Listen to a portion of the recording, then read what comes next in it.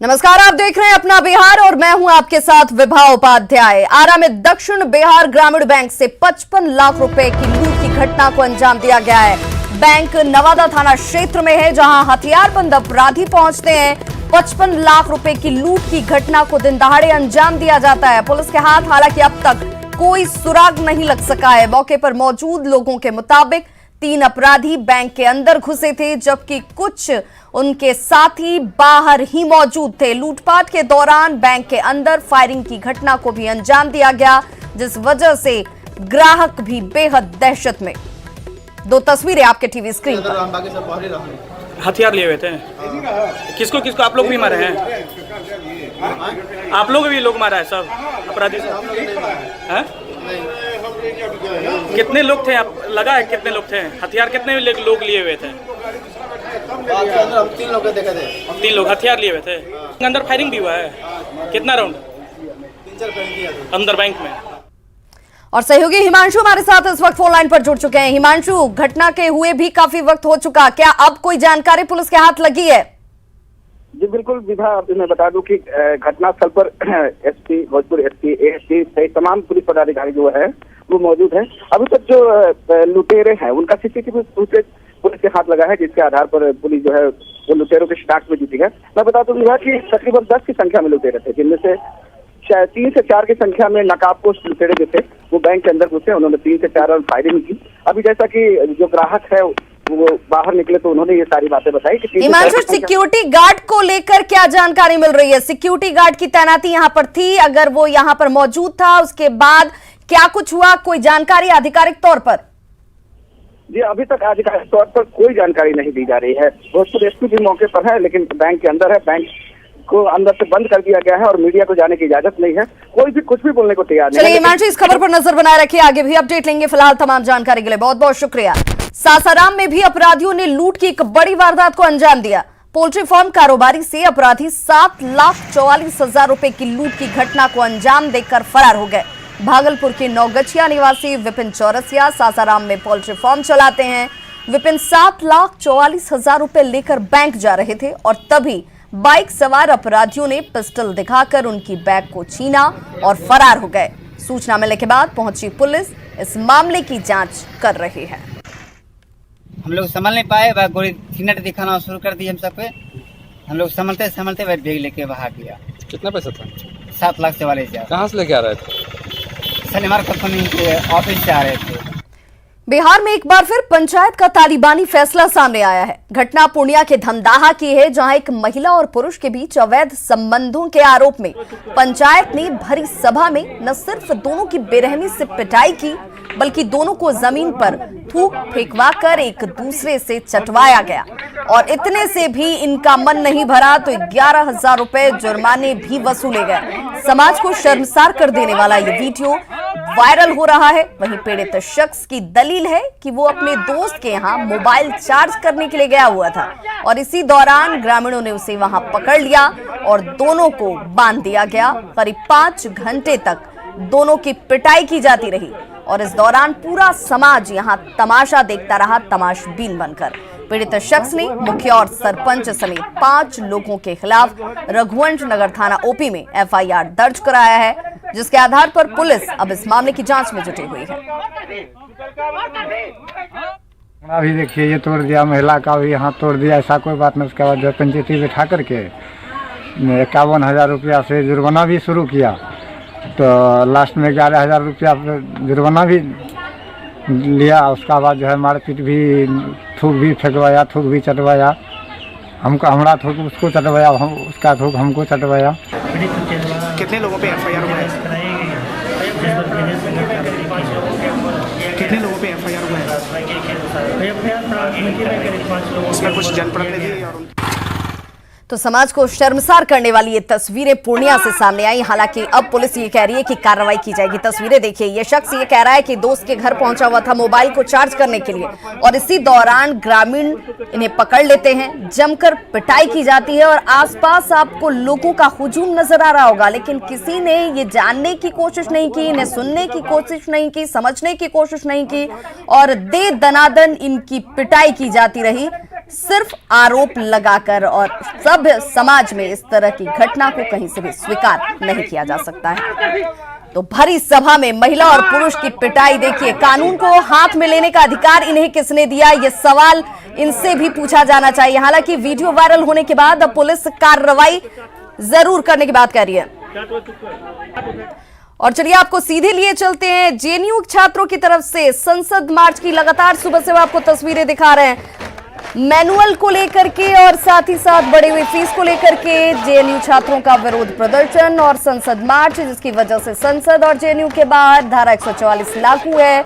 इनका ये कहना है कि जो मैनुअल नया बनाया गया है जेएनयू का, वो कहीं से स्वीकार्य नहीं है। उसकी एक्सेप्टेबिलिटी इसलिए नहीं बनती है क्योंकि उसे 144 पेज से घटाकर 44 पेज तक सीमित कर दिया गया। यानी कि सीधे तौर पर हमें जो अधिकार इस मैनुअल के तहत मिले हुए थे उनकी कटौती कर दी गई। और ऐसे में ये विरोध हमारा इसी वजह से है। फीस की बढ़ोतरी ये भले ये तर्क के साथ सामने रखा जा रहा हो कि बहुत मामूली है, नॉमिनल है और इससे किसी को बहुत ज्यादा फर्क नहीं पड़ता है, लेकिन हमारे अधिकारों का हनन हो रहा है। इस आरोप के साथ ये तमाम जो छात्र हैं वो सड़कों पर आज और संसद मार्च करने के लिए ये बड़ी हुजूम छात्रों की निकली हुई। जेएनयू के बाहर आज ये तस्वीर, नए नियमों के खिलाफ छात्रों का ये विरोध प्रदर्शन, जेएनयू छात्रों का संसद मार्च, जिसे लेकर के विरोध प्रदर्शन की तस्वीरें लगातार हम अपने दर्शकों को सुबह से दिखा रहे हैं। फीस बढ़ोतरी के खिलाफ छात्रों का ये उग्र प्रदर्शन सामने सड़कों पर नजर आता हुआ, जिसकी वजह से सुरक्षा के खास इंतजाम, नए हॉस्टल मैनुअल को लेकर के ये छात्र बेहद आक्रोशित।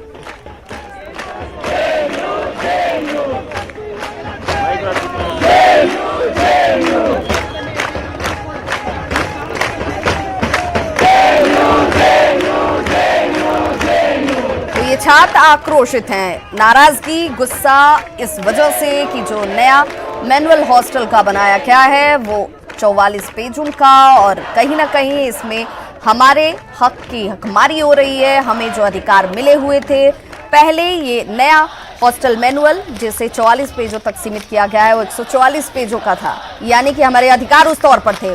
बढ़ी हुई फीस को वापस लेने की मांग के साथ ये तमाम छात्र संसद मार्च के लिए निकले थे।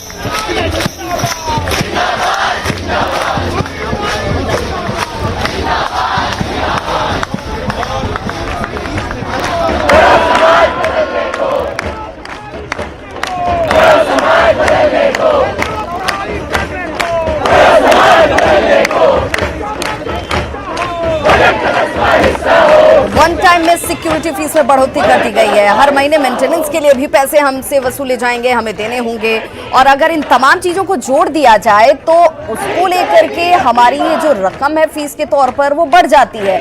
हालांकि ये इस चीज को अगर हम इस रूप में भी समझें या छात्रों के अगर वर्जन को देखा जाए, उनके बयानों को देखा जाए, तो उनका ये कहना है कि इस बढ़े हुए फीस को वापस लेना चाहिए। छात्रों के हित में और हित में ये नहीं है, और ऐसे में हमारा विरोध सिर्फ इस बात को लेकर कि फीस बढ़ोतरी नहीं होनी चाहिए, और इसी वजह से विरोध प्रदर्शन करते हुए ये तमाम छात्र। रुक करेंगे पटना से जुड़ी एक बड़ी खबर का, जिस पर लगातार सुबह से हमारी नजर बनी हुई है। निगरानी विभाग की टीम ने कार्यपालक अभियंता को 16 लाख रुपए घूस लेते हुए गिरफ्तार किया है। अभियंता को विजिलेंस की टीम ने ये गिरफ्तार किया और आरोपी इंजीनियर कटिहार में पथ निर्माण विभाग में पोस्टेड है। विजिलेंस की टीम को इंजीनियर के खिलाफ शिकायत मिली, जिसके बाद यह कार्रवाई की गई। विजिलेंस की टीम को इंजीनियर की अकूत संपत्ति का पता चला, जो करोड़ों में बताई जा रही है। आरोपी इंजीनियर अरविंद कुमार ने सड़क प्रोजेक्ट के लिए 83 लाख रुपए घूस की मांग की थी, जिसकी पहली किश्त ही 16 लाख रुपए के तौर पर वसूली जा रही थी, जिसे निगरानी की टीम ने रंगे हाथों दबोचा। और ये रकम जो सामने आई है, ये बताया जा रहा है कि जब निगरानी की टीम इनके घर पहुंची, जिस अपार्टमेंट में इनके 2 फ्लैट्स बताए जा रहे हैं, उस वक्त काफी रकम को जलाने की भी कोशिश की गई थी। सर आप लोगों को और क्या इनके घर पर भी रेड हुआ? एक प्रक्रिया है जी, इसमें परिवादी आते हैं, शिकायत करते हैं, उनसे रिश्वत की मांग की जा रही है, तदनुसार अपने का प्रक्रिया होती है, उसके तहत कार्रवाई की जाती है। अच्छा, घर पे भी सर कुछ पैसे मिले हैं, घर पे के पैसे मिले हैं, और अभी ये भी तलाशी जारी है। ये भी जानकारी मिली कि पैसे कुछ जला दिए थे इन्होंने। पैसे की पुख्ता तो हम लोग नहीं कर सकते, जलाई गई है, दस्तावेज में भी दस्तावेज भी हो सकते हैं। अच्छा, इसी वजह से वो तो बाकी जांच का विषय है, देखेंगे। 16 लाख रुपए के आसपास अभी कह नहीं सकते एक्चुअल में। लेकिन संभवतः इस तरह की बात है। तो एसपी निगरानी विभाग कह रहे हैं कि बहुत सारी जानकारियां हैं जो कई बाध्यताओं की वजह से सार्वजनिक नहीं की जा सकती हैं, लेकिन कई रकम और उसको लेकर महत्वपूर्ण दस्तावेज बरामद जरूर हुए हैं। रविवार की शाम को छपरा के रिवीलगंज में 5 बच्चियों के अपहरण की कोशिश की गई। 3 लड़कियों ने भागकर अपनी जान किसी तरह से बचाई। आज सुबह एक बच्ची के शव को बरामद किया गया, जबकि एक बच्ची अभी भी लापता है। सवाल है कि बिहार की बेटियों के साथ कौन कर रहा है साजिश? बिहार की बेटियों के साथ कौन कर रहा साजिश? कौन है जिसकी काली नजर मासूमों पर? ये सवाल उस घटना के बाद खड़े हो रहे हैं जो छपरा के रिवीलगंज में घटी और अब जो पूरे इलाके के लिए चिंता की वजह बनी हुई है। रविवार की शाम को बिनटोलिया में कुछ अज्ञात लोग आए, घर के बाहर खेल रही 5 बच्चियों को बहलाया फुसलाया और 5 बच्चियों का अपहरण कर ले जाने की कोशिश करने लगे। कुछ दूर जाने के बाद 3 बच्चियों ने किसी तरह भागकर अपनी जान बचाई, जबकि 2 को बदमाशों ने अगवा कर लिया। कतरन की चलो से मिठाई दे तो उनके गहनी से तो लेके भाग गए दोनों के। अच्छा, को केकरा के लेके भाग गए? सिमुआ के रनिया के। अच्छा, को बच्चा सुन के लेके गई रहे? 2 गो के। तू लोग कैसे चल गए? हमने क्या गन से घरे धाव गए। जान बचाकर घर लौटी बच्चियों ने घर वालों को सारी घटना बताई, जिसके बाद गांव वाले रात भर लापता बच्चियों को खोजते रहे, लेकिन कहीं कोई अता पता नहीं चला। सुबह गांव के बाहर एक बच्ची के शव को बरामद किया गया, जबकि एक अब भी लापता है। एगो मिलल बिया, एगो अब नहीं खे मिलल। हाँ, ये बताइए कैसे कौन स्थिति मिलल है एगो बच्ची? और पानी में रलक है हबकुरी है। अच्छा, अब ओकरा कुछ भइल नहीं खे, यही में मुआवल बा। बच्चियों के अपहरण की सूचना के बाद पूरे इलाके में दहशत का माहौल है। मौके पर पहुंचकर पुलिस ने छानबीन शुरू कर दी। एक अन्य बच्ची जो लापता है उसे खोजबीन की जा रही है। आसपास के क्षेत्र में डॉग स्क्वाड भी लगा करके सर्च किया जाए। लेकिन फिर वही सवाल कि बिहार की बेटियों के साथ कौन कर रहा साजिश? कौन है जिसकी काली नजर मासूमों पर? क्या बिहार में भी फैलता जा रहा मानव तस्करी का जाल?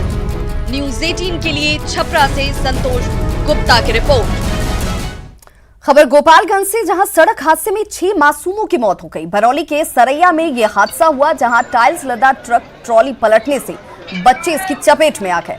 सरैया नरेंद्र में हुए इस हादसे के बाद मातम पसरा हुआ है। एक्सक्लूसिव तस्वीरें आपके सामने। हादसे की भयावहता इन तस्वीरों को देखकर समझी जा सकती है। पटना के एनएमसीएच में हड़ताली जूनियर डॉक्टर्स से बातचीत करने के लिए स्वास्थ्य विभाग के अपर सचिव को भारी विरोध का सामना इस दौरान करना पड़ा है। पहुंचे थे बातचीत करने के लिए ताकि स्थिति को जल्द से जल्द सामान्य बनाया जा सके। बातचीत के बीच में जूनियर डॉक्टर भड़क उठते हैं और बैठक का बहिष्कार कर दिया इन लोगों ने। साथ ही अपर सचिव के खिलाफ ही जमकर नारेबाजी शुरू कर दी। बाद में जूनियर डॉक्टर एनएमसीएच के प्रिंसिपल और अधीक्षक से ही उलझ पड़े। जूनियर डॉक्टर 3 दिनों से हड़ताल पर हैं, जिससे स्वास्थ्य सेवा बुरी तरह से प्रभावित हुई है। प्रिंसिपल ने बताया कि बातचीत बेनतीजा रही है, लेकिन अस्पताल में स्वास्थ्य सेवा को सामान्य रखने की कोशिश की जा रही है। अब बात समन्वय समिति पर सियासत की। लग रहा है कि एनडीए में इन दिनों सब कुछ ठीक ठाक नहीं चल रहा। चिराग पासवान ने एनडीए में समन्वय समिति बनाने की मांग की थी, जिस पर बीजेपी ने ऐतराज जताया है। चिराग की मांग पर बीजेपी का कहना है कि वो मीडिया में इस तरह का बयान न दें। उन्हें कोई बात अगर कहनी है तो उचित फोरम पर कहें। बता दें कि एलजेपी के राष्ट्रीय अध्यक्ष चिराग पासवान ने एनडीए में समन्वय समिति बनाने की मांग की थी। बेहतर कोऑर्डिनेशन हो, इसके लिए ज़रूरत है एक कोऑर्डिनेशन कमेटी की। ना सिर्फ लोकसभा सत्र के दौरान, ना सिर्फ पार्लियामेंट में हम लोगों का फ्लोर मैनेजमेंट बेटर हो, बल्कि अदरवाइज ऑल्सो जितने भी ज्वलंत विषय हैं उसमें पूरा एनडीए एकजुट होकर देश के सामने आए। जो हमारी नीतियां हैं, जो हमारी उपलब्धियां हैं, उसको जनता तक हम लोग ज़्यादा बेहतर तरीके से पहुंचा पाएं। मुझे लगता है इन बातों को बाहर बोलने के बजाय बेहतर होगा कि अपने भीतर जो हमारे बड़े नेता हैं उनके बीच अगर चर्चा की जाए तो बेहतर रहेगा किसी निष्कर्ष पे पहुंचना। और कोऑर्डिनेशन, मुझे लगता है कोऑर्डिनेशन तो पहले ही से पूर्व से चली आ रही है। एनडीए में कोऑर्डिनेशन कमेटी बनाने की मांग पर सियासत शुरू हो गई और इस सियासत में कांग्रेस भी अब कूद पड़ी है। बीजेपी की ओर से चिराग को नसीहत देने पर कांग्रेस ने जहां तंज कसा है, तो वहीं जेडीयू ने चिराग की मांग का समर्थन किया है। देखिए, मेरा मानना है कि महाराष्ट्र और हरियाणा में जो चुनाव परिणाम आए वो एनडीए में शामिल सहयोगी दलों को अपने अपने हक की आवाज को मजबूती से उठाने का एक मौका दिया है। एनडीए में पहले से भी कोऑर्डिनेशन कमेटी रही है और कोऑर्डिनेशन कमेटी की जरूरत इसलिए है कि आज शामिल दलों की संख्या बहुत बड़ी है और देश के ज्यादातर राज्यों में एनडीए के प्रभाव का विस्तार हुआ है। जन आकांक्षाएं एनडीए के साथ है। ऐसी परिस्थिति में कई बार एनडीए के घटक दलों के बीच कुछ ऐसे प्रश्न होते हैं जिसके लिए एक फोरम होना चाहिए और इसलिए एक समन्वय समिति की जरूरत है। बिहार के 55 विधान पार्षदों को नया डुप्लेक्स बंगला मिल गया है। जी हां, मुख्यमंत्री नीतीश कुमार ने माननीयों के लिए बनाए गए नए डुप्लेक्स बंगले की चाबी उन्हें सौंप दी है। पटना में आयोजित कार्यक्रम के दौरान नीतीश कुमार ने विधान पार्षदों को उनके नए आवास की चाबी दी।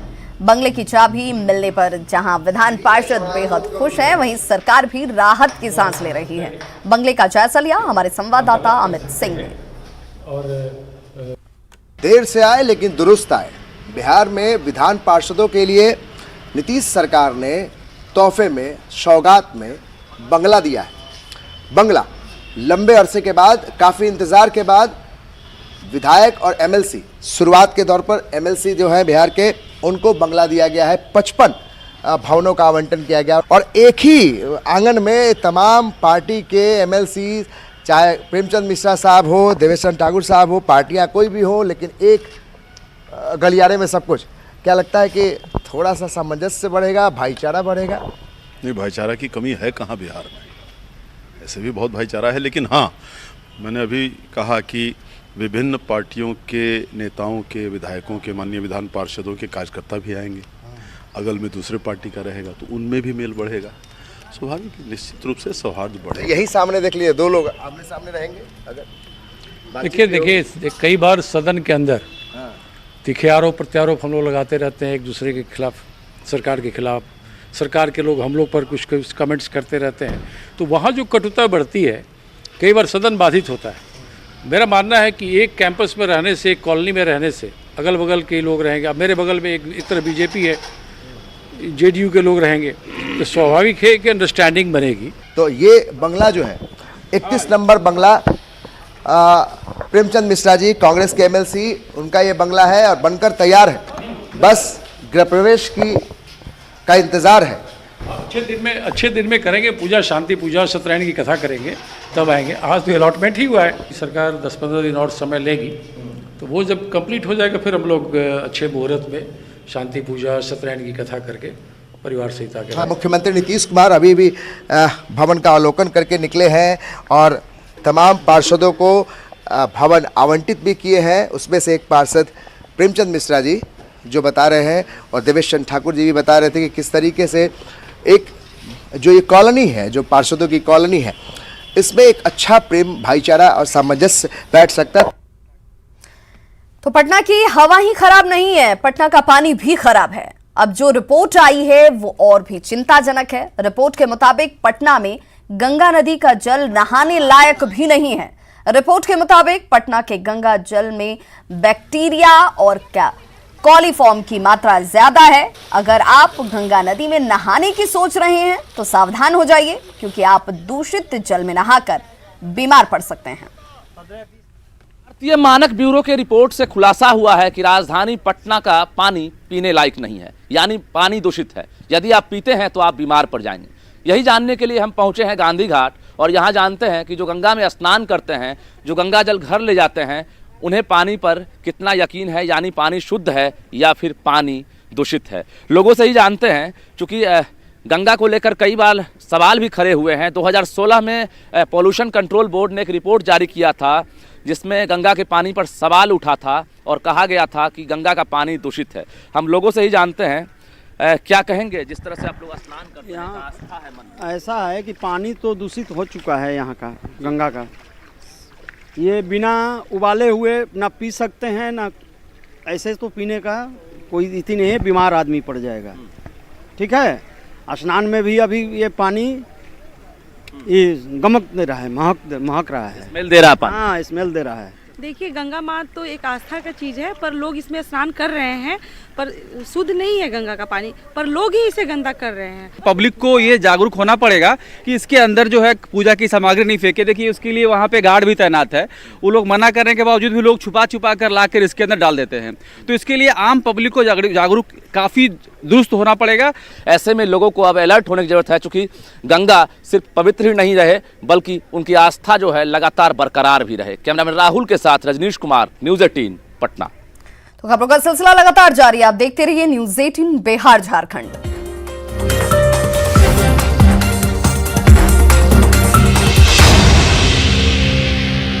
इस न्यूज़ हेडलाइंस के प्रायोजक